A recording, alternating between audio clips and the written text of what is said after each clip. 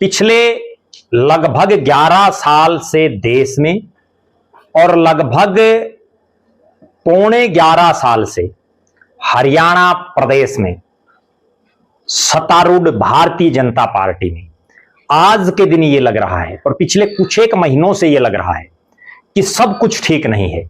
बहुत बड़ी गड़बड़ पार्टी के अंदर दिख रही है और इतनी बड़ी गड़बड़ दिख रही है पार्टी के अंदरूनी जो सिस्टम है उसमें, जिसमें कोई फैसले नहीं लिए जा रहे।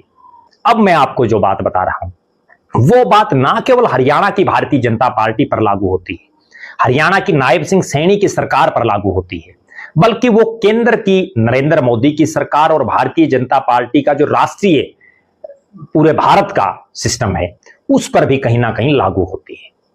और वो क्या है आप देखिए, भारतीय जनता पार्टी के बड़े बड़े नेता बार बार ये कहते हैं कि बहुत जल्द राष्ट्रीय अध्यक्ष मिल जाएगा। जेपी नड्डा के कार्यकाल को पूरा हुए बहुत लंबा समय बीत चुका है। कभी किसी नेता का नाम चल पड़ता है, कभी किसी नेता का नाम चल पड़ता है, सियासी गलियारों में ये चर्चाएं चलती रहती हैं। बाकायदा पहले ये कहा गया कि हरियाणा चुनाव के बाद बनेगा, उससे पहले लोकसभा चुनाव के बाद की चर्चाएं आई, नहीं बना। फिर महाराष्ट्र चुनाव के बाद की आई, नहीं बना। फिर आई कि मकर संक्रांति पर घोषणा हो जाएगी, नहीं बना। फिर चर्चाएं आई राजनीतिक गलियारों में कि दिल्ली चुनाव के बाद होगा, नहीं हुआ। उसके बाद अब जून का महीना भी बीतने को है, यानी ये साल भी आधा चला गया है और मोदी का जो पिछला जो कार्यकाल जब से शुरू हुआ तीसरा कार्यकाल, उसका भी 1 साल बीत चुका है, चुनाव परिणाम आए हुए। उसके बावजूद कुछ नहीं हो पाया, राष्ट्रीय अध्यक्ष नहीं बना पाई बीजेपी। पेच कहां फंसा हुआ है?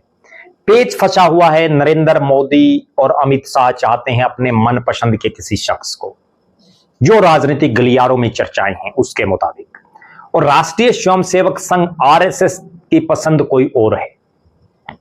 बीजेपी में एक और धड़ा भी है जो कहीं ना कहीं नरेंद्र मोदी और अमित शाह के फ्रंट लाइन में आते ही वो धड़ा बैकफुट पर है। वो चाहता है कि उनका किसी नेता को ये कमान मिले, इसलिए नहीं हो पा रहा फैसला।